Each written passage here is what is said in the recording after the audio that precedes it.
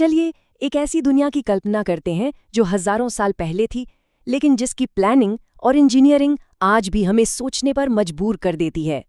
जी हाँ, आज हम बात करने वाले हैं हड़प्पा सभ्यता की, एक ऐसी खोई हुई दुनिया की जिसे फिर से खोजा गया।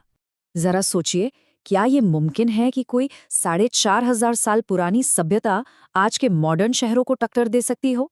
सुनने में अजीब लगता है ना? पर यही एक सवाल हमें हड़प्पा की महानता की दुनिया में ले जाता है। तो इसे जरा कॉन्टेक्स्ट में रखते हैं। देखिए, जिस समय दुनिया में मिस्र, मेसोपोटामिया और चीन जैसी बड़ी बड़ी सभ्यताएं फल फूल रही थी, ठीक उसी वक्त सिंधु नदी के किनारे एक और सुपर पावर उभर रही थी। और सबसे कमाल की बात क्या है पता है? ये उन सब में सबसे बड़ी थी, सबसे विशाल। तो सवाल ये है कि ये महान सभ्यता जो गुम हो गई थी, आखिर दुनिया के सामने आई कैसे?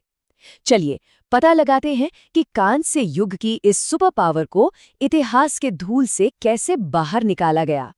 तो सिंधु घाटी सभ्यता, जिसे हम हड़प्पा सभ्यता के नाम से ज्यादा जानते हैं, असल में एक शहरी समाज था, और वो भी कांस्य युग का। मतलब उस जमाने का जब इंसानों ने तांबे और टिन को मिलाकर कांसा बनाना सीख लिया था।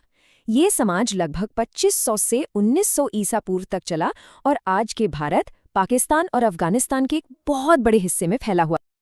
और इसकी खोज की कहानी भी बड़ी दिलचस्प है। ये सब शुरू हुआ 1921 में, जब राय बहादुर दयाराम साहनी ने हड़प्पा नाम की जगह पर पहली बार खुदाई की। और ये खोज इतनी बड़ी थी कि इसी जगह के नाम पर पूरी की पूरी सभ्यता का नाम ही हड़प्पा सभ्यता पड़ गया। अब बात करते हैं उस चीज की जो हड़प्पा को सबसे अलग बनाती है, उनके शहर। सच कहूं तो ये किसी भविष्य के शहर जैसे थे, प्राचीन दुनिया के असली इंजीनियरिंग मार्वल्स। तो इनकी इंजीनियरिंग का कमाल 3 चीजों में दिखता है। पहला, ग्रिड सिस्टम, मतलब शहर की सड़कें एकदम सीधी और एक दूसरे को बिल्कुल 90 डिग्री के एंगल पर काटती थी, बिल्कुल आज के मॉडर्न शहरों की तरह। दूसरा, ये लोग कच्ची नहीं बल्कि आग में पकी हुई मजबूत ईंटें इस्तेमाल करते थे। और तीसरा, जो कि सबसे हैरान करने वाला है, उनकी ड्रेनेज व्यवस्था। जरा सोचकर देखिए, हर एक घर शहर की मेन कवर्ड ड्रेनेज से जुड़ा था। मतलब ये कमाल की बात है। सैनिटेशन और पब्लिक हेल्थ को लेके उनकी जो सोच थी, वो तो आज के जमाने को भी मात दे दे। वो सिर्फ शहर नहीं बसा रहे थे, बल्कि एक हेल्दी और सिविलाइज्ड समाज बना रहे थे। लेकिन रुकिए, कहानी सिर्फ इंजीनियरिंग पर खत्म नहीं होती। ये लोग सिर्फ कमाल के इंजीनियर्स ही नहीं थे, ये लोग कॉमर्स और क्राफ्ट के भी मास्टर थे। कह सकते हैं दुनिया के पहले महान ट्रेडर्स में से एक। और इसका सबसे बड़ा सबूत वो मिला है गुजरात के लोथल में। क्या है वो? दुनिया का पहला, जी हाँ पहला ज्ञात डॉकयार्ड, यानी कि एक बंदरगाह। बस सोचकर देखिए, हजारों साल पहले उनका समुद्री व्यापार कितना एडवांस रहा होगा। तो इनका जो ट्रेड नेटवर्क था वो कोई छोटा मोटा नहीं था, मेसोपोटामिया और ओमान तक फैला हुआ था।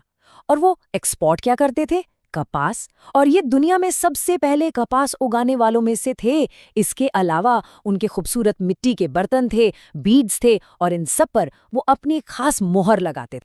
हाँ, तो ये मोहरें, ये अपने आप में एक मिस्ट्री हैं। सोचिए, ये छोटी छोटी बेहद खूबसूरती से तराशी हुई चीजें थीं, एक तरह से उस जमाने का ट्रेडमार्क या लोगो। इन पर जानवरों की तस्वीरें होती थीं और साथ में एक ऐसी लिखावट, एक ऐसा स्क्रिप्ट जिसे आज तक कोई भी, जी हाँ कोई भी पढ़ नहीं पाया है। तो हमने इंजीनियरिंग देख ली, ट्रेड देख लिया, पर इन लोगों की सोसाइटी कैसी थी, उनकी सोच कैसी थी? चलिए अब हड़प्पा की आत्मा में झांकते हैं, जो शांति और आर्ट का एक गजब का कॉम्बिनेशन था। और ये एक बड़ी ही अनोखी सोसाइटी थी। पता है क्यों? क्योंकि यहाँ क्या मिला, इससे ज्यादा जरूरी है कि यहाँ क्या नहीं मिला। यहाँ ना तो राजा महाराजाओं के बड़े बड़े महल मिले हैं, ना ही हथियारों के ढेर, बल्कि क्या मिला? पब्लिक के लिए स्नानागार, कमाल की आर्ट और दूर दूर तक फैले व्यापार के सबूत। इससे क्या पता चलता है? शायद यही कि ये लोग लड़ाई झगड़े से ज्यादा पब्लिक वेलफेयर और बराबरी पर ध्यान देते थे। अगर हम इनकी कला की बात करें तो जहन में सबसे पहले आती है डांसिंग गर्ल की वो मशहूर ब्रॉन्ज की मूर्ति। क्या कमाल का आर्टवर्क है। और धर्म की बात करें तो ऐसा लगता है कि वो नेचर की पूजा करते थे। हमें पशुपति, जिन्हें भगवान शिव का एक पुराना रूप माना जाता है, मदर गॉडेस और पीपल के पेड़ की पूजा के सबूत मिलते हैं।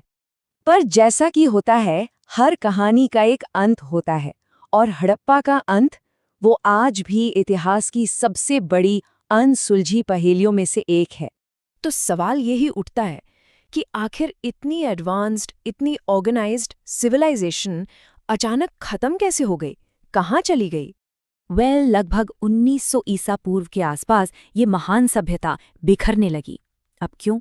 इसको लेकर कई थ्योरीज हैं। कुछ कहते हैं क्लाइमेट चेंज हुआ, कुछ कहते हैं सिंधु नदी ने अपना रास्ता ही बदल लिया, या शायद कोई बहुत बड़ी बाढ़ आई होगी। पक्के तौर पर कोई कुछ नहीं कह सकता। और इनके पतन के साथ ही एक और बहुत बड़ा रहस्य जुड़ा है। याद है वो मोहरें, उन पर जो लिखावट थी, वो स्क्रिप्ट जो राइट से लेफ्ट लिखी जाती थी, आज तक एक पहेली है। और इसका मतलब जानते हैं क्या है? इसका मतलब है कि हम हड़प्पा के लोगों की आवाज कभी सुन ही नहीं पाए। उनकी अपनी कहानियां हमेशा के लिए खामोश हो गए। लेकिन क्या कहानी यहीं खत्म हो जाती है?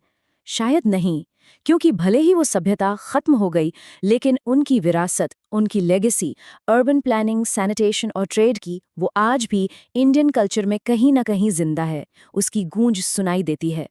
तो आखिर में बस यही कहना है कि हड़प्पा सिर्फ कुछ पुरानी ईंटों का ढेर नहीं है।